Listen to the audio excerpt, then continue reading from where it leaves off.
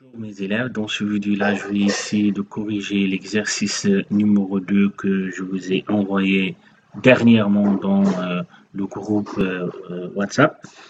Donc, essayez de mettre devant vous la série des exercices et également la correction que je vous ai envoyée dernièrement. Et également, suivez en même temps, en parallèle, le vidéo. Donc, dans l'exercice numéro 2, on a 3 questions.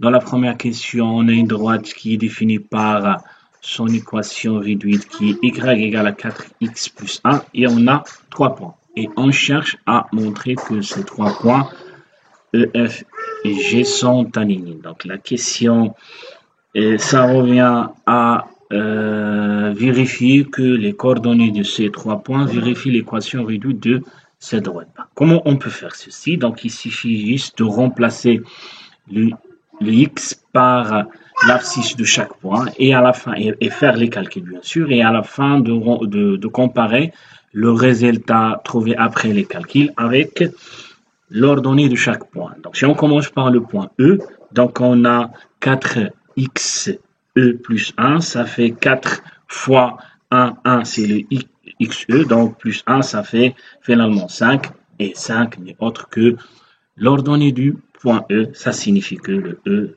appartient à la droite D. Donc, de la même manière, on va faire avec le point F et G. Donc, pour le point F, donc on a 4 fois xf plus 1, ça fait 4 fois 0 plus 1 qui est égal à 1. Et le 1, c'est l'ordonnée du point F. Ceci signifie que F appartient à la droite D.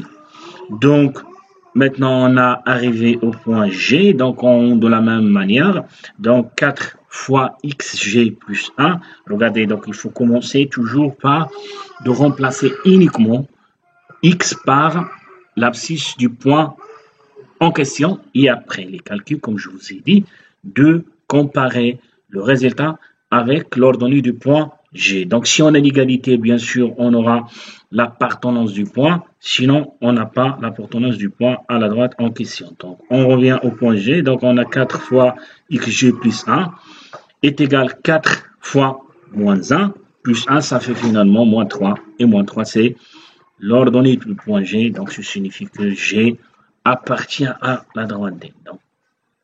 Donc finalement, on peut remarquer que les 3 points E, F et G, tous, c'est-à-dire les coordonnées de ces 3 points, vérifient l'équation réduite de la droite D. Donc, ça signifie que les points E, F et G appartiennent à la droite D.